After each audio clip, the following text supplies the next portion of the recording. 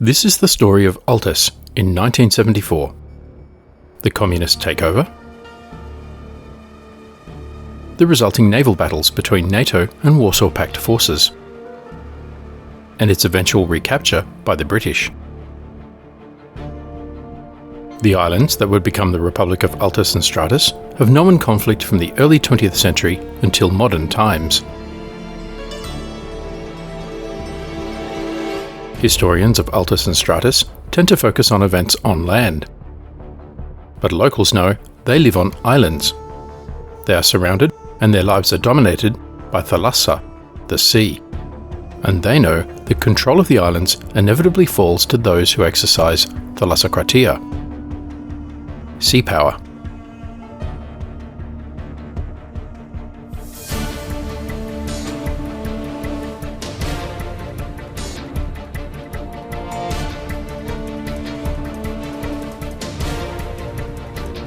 With the seas around Altis and Stratis closed, the Soviets find new ways to support the KKAS.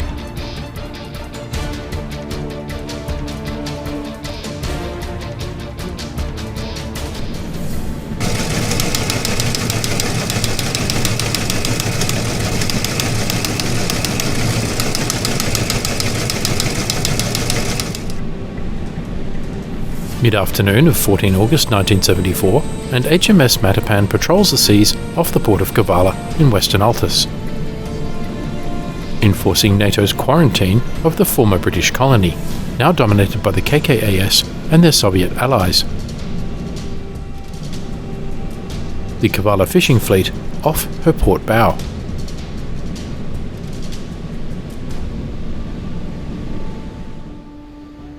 The weathered eyes of the fishermen stare at the British destroyer on the horizon. Once their security guarantor, the Royal Navy, is now there to stop any vessels entering or leaving Altis.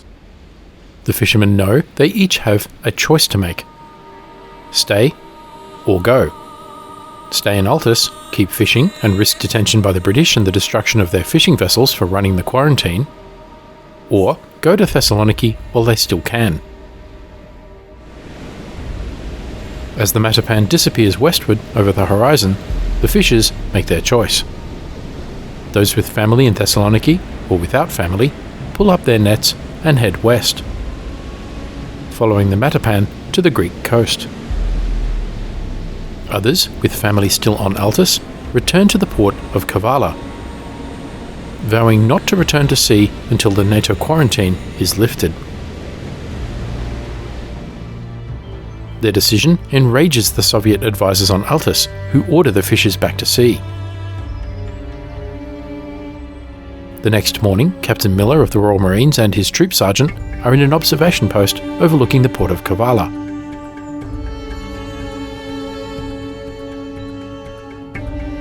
And watch events unfold as the fishers refuse the Soviet order.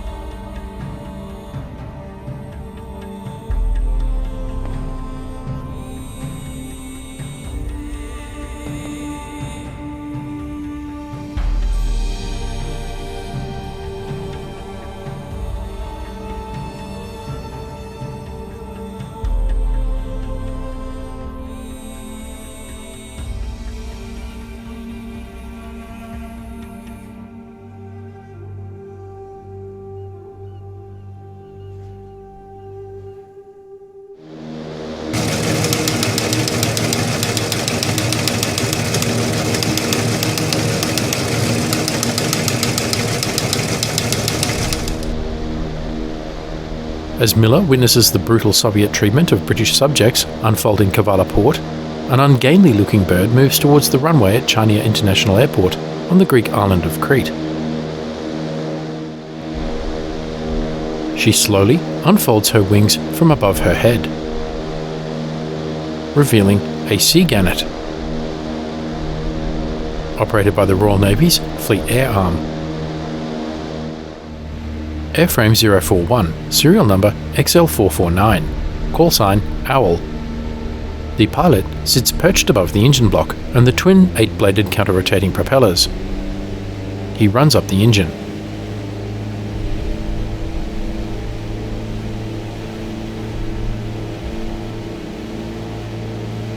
And takes off. Gear up. Raise flaps. A burning Mediterranean sun rising astern to starboard. A minor technical issue has grounded the Buccaneers from 809 Naval Air Squadron. In their place, Command has sent the Sea Gannet from B Flight of 849 Naval Air Squadron, normally based on the HMS Ark Royal, but temporarily detached to support the NATO quarantine.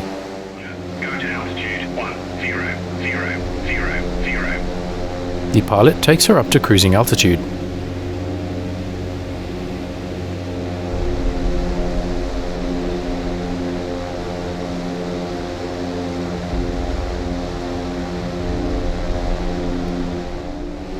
An hour after takeoff, she is cruising at 235 knots southwest of the Greek island of Chios, on a course of 339 degrees at 6,000 feet.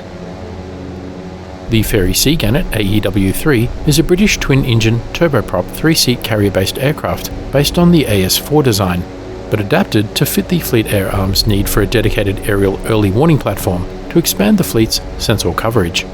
With an airframe 13 metres long, wingspan of 16.5 metres, empty mass of 6,835 kilograms, maximum speed of 270 knots, endurance of over 5 hours, and a range of almost 700 nautical miles.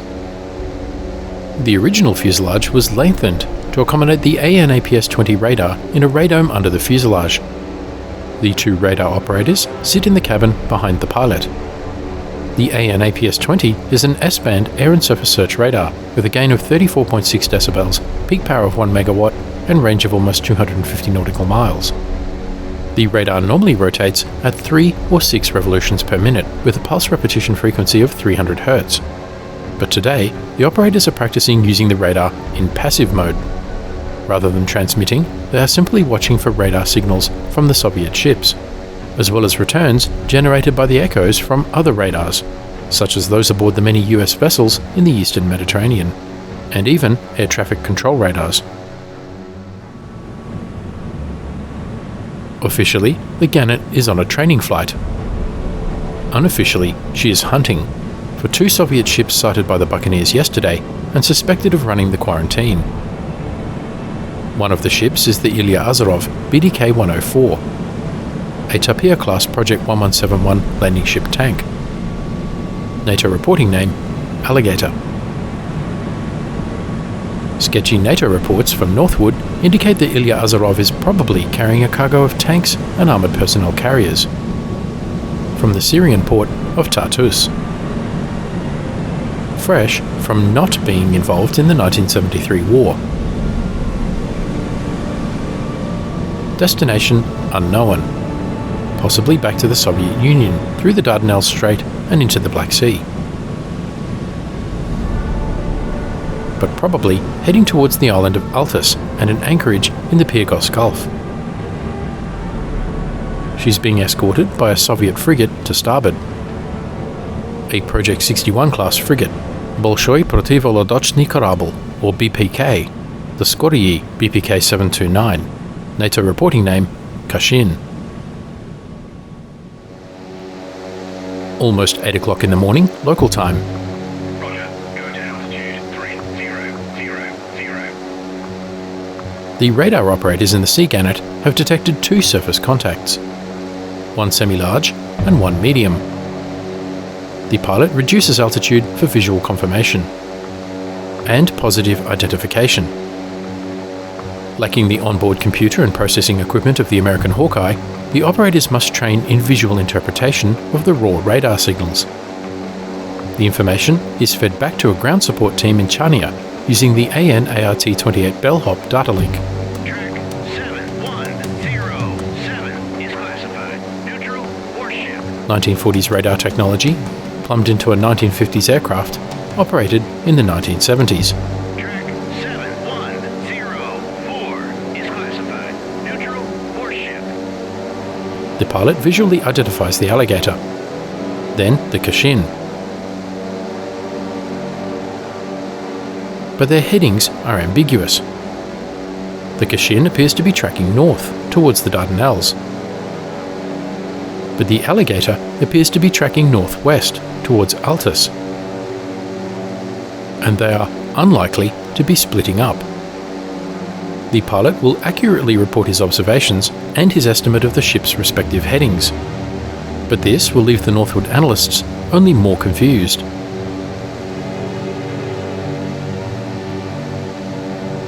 The pilot turns away, banking to port. Roger. Go to altitude. Fix 000. And increases altitude to 6,000 feet. This may be peacetime, but he has no desire to overfly the heavily armed Kashin. Inside the cabin, the radar operators turn towards each other and grin. Their training mission successful. To them, the pilot's visual identification confirms their interpretation of the raw radar signals. But while the operators were tracking the ships, they were not tracking the true purpose of their training mission. As the Gannet flies away from the Soviet ships, southwest on course 247, to her northeast, HMS Matapan is on the return leg of her patrol course past the Dardanelles Strait. Once the Gannet's report is received on Crete, Matapan will be ordered to put about and observe the entrance to the strait, to confirm the transit of the Kashin and the Alligator. However, since the Soviet missile attack on the MV Doric, Matapan has been under strict orders not to steam along the east coast of Altis. So, she cannot intercept the Soviet vessels if they instead steam towards Pyrgos Gulf.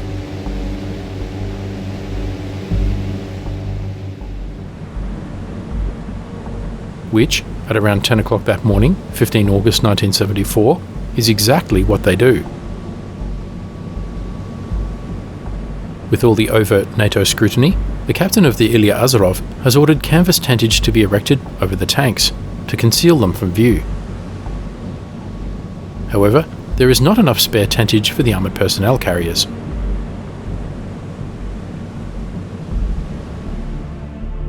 The Alligator and the Kashin are steaming directly for the mouth of the Pyrgos Gulf. At this moment, Miller is still in Kavala, planning his exit with his shocking news. Instead, his team witnessed the passage of the Soviet ships from the upper floor of their safe house at Faranaki, on the southern Altis coast near the entrance to Pyrgos Gulf. They get a good look at both vessels through their binoculars. But the tentage does its job, and the team cannot confirm the presence of tanks, only 2 possible armoured personnel carriers.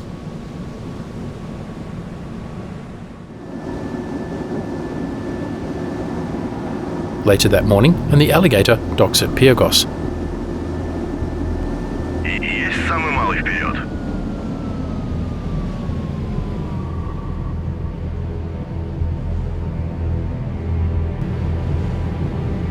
The Kashin watches on, radars guiding the skies over both ships.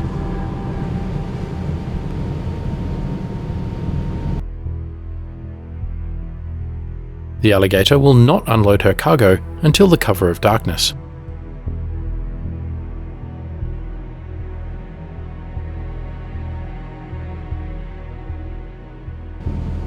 On the wharf, fascinated locals crane their necks, trying to get a glimpse at the large Soviet ship, its imposing bulk dominating the port. But the tentage works on them too, and they are quickly shooed away by KKAS enforcers. A surreptitious photograph, taken by a local member of Miller's information gathering network, and hastily and discreetly developed in a private darkroom, does not yield any further clues.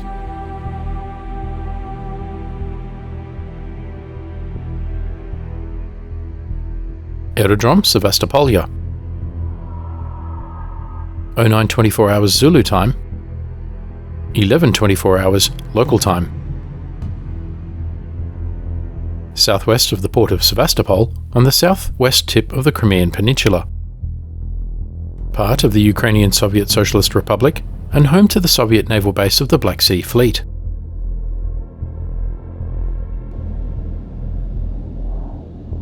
Air traffic control gives taxiing clearance to an airliner. A passenger aircraft leaves the terminal building and moves to the runway. Flaps extended for takeoff.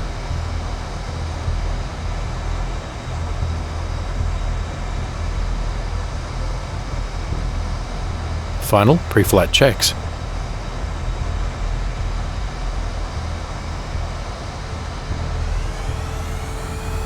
Engines run up.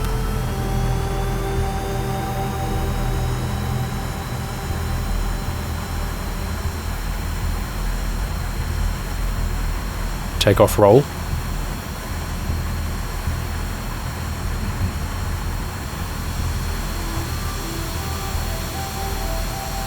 Rotate. And the aircraft takes off.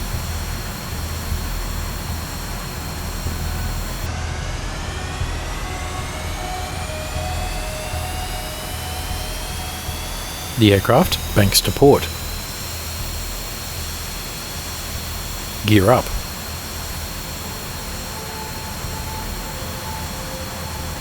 Past the solid Soviet buildings on the tip of the peninsula, occupied by the Ministry of Defense.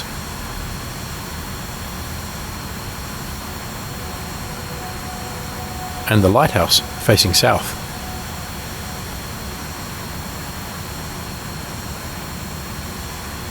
The aircraft crosses the white sandy beaches, favoured by Soviet tourists, and heads into the Black Sea.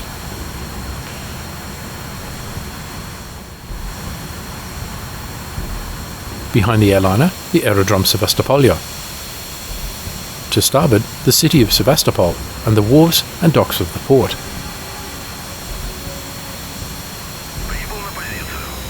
The apartment blocks of the city, with their tasteful Soviet architectural styles, gradually fade into the distance.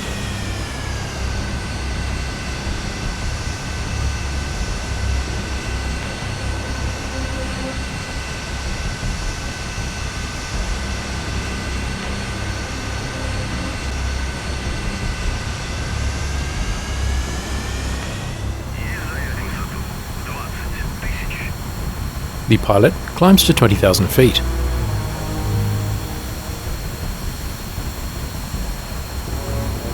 The Soviets know they have gotten lucky. The Ilya Azarov and the Skoryi ran a hastily imposed NATO quarantine to reach the safety of Altis. Despite the aerial surveillance, NATO ships were all out of position. With the quarantine in force, Turkey could close the Dardanelles Strait to westbound Soviet naval ships at any time. Any more Soviet ships from Tartus are unlikely to make it to Pyrgos Gulf unchallenged.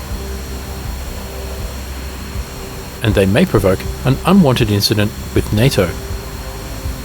So the next day, 16th of August 1974, this civilian airliner takes off from Aerodrome Sevastopolya. Aboard, a group of passengers very different from the usual passengers on a Soviet airline.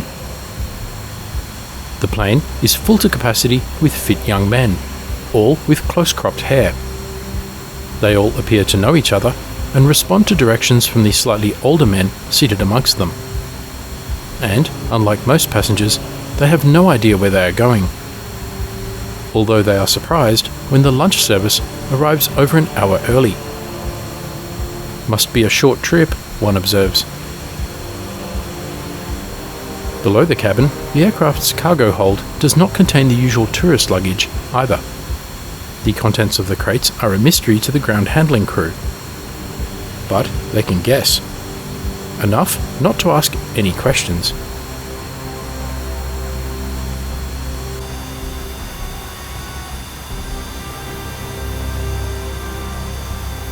The mysterious passengers are flying in a civilian Tupolev Tu-154 airliner, operated by Aviaflot, the Soviet civil airline. The Tu-154 is a Soviet trijet, medium-range airliner, similar to the US 727 airliner.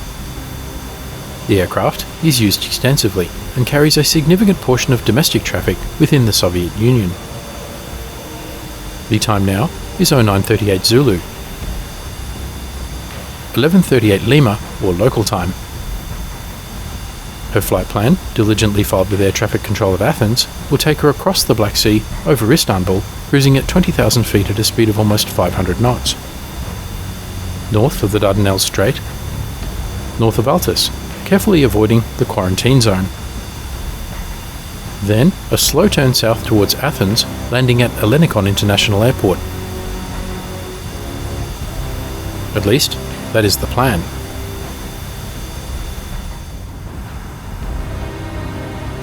Sometime later, and the Tupolev leaves the Black Sea and flies over the Bosporus. The narrow body of water separating Europe to the right from Asia Minor to the left. She will fly directly over the city of Istanbul below, and has been handed over to air traffic control at Ataturk Airport.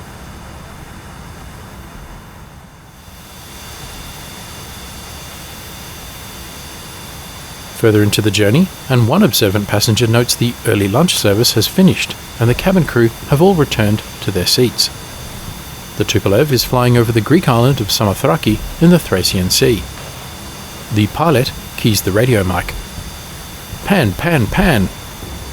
The radio call goes out over the VHF guard frequency, 121.5 MHz, the International Aeronautical Emergency Frequency for civilian aircraft, where it is immediately picked up by every air traffic control tower and aircraft in the Aegean. Everyone who hears the call immediately knows the Tupolev is experiencing a serious emergency, but not an immediate threat to life, which is confirmed a moment later by the pilot's next radio call. The new course laid in, the pilot takes one hand off the control column and reaches into the top left pocket of his immaculate white shirt. He takes out a folded note written on rice paper, carefully unfolds it, keys the mic again, and reads: Aviaflot Tupolev, en route to Athens Ellinikon International.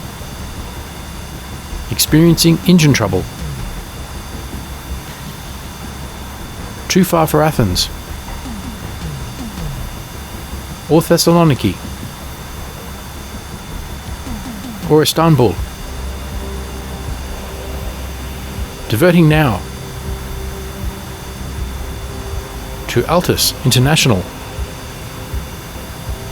The pilot looks over at the co-pilot and gives him a slow wink as he places the rice paper in his mouth and swallows it. They both chuckle.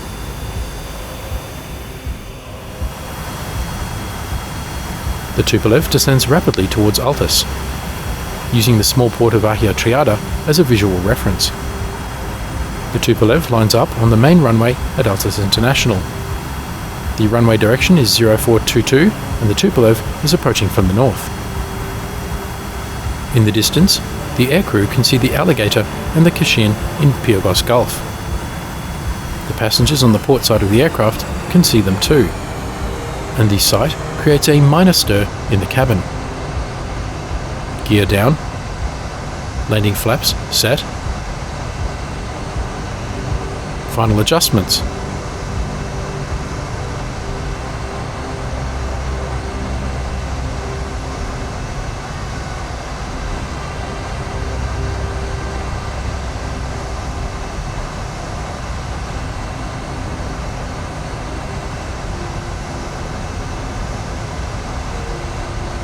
Crosses the threshold,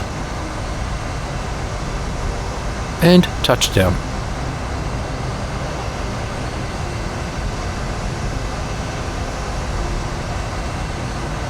The aircraft slows to a stop.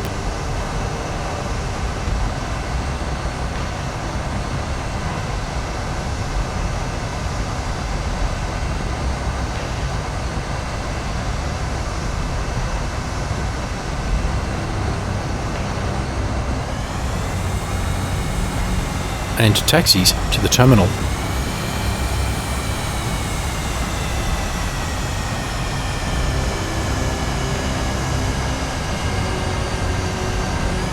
where it would be met by a Soviet military advisor to the KKAS regime on Altis.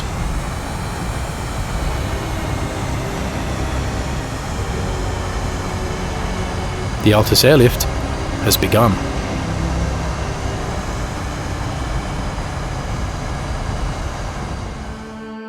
In the next episode, a complaint by NATO triggers a fact-finding mission to Altis by Warsaw Pact diplomats.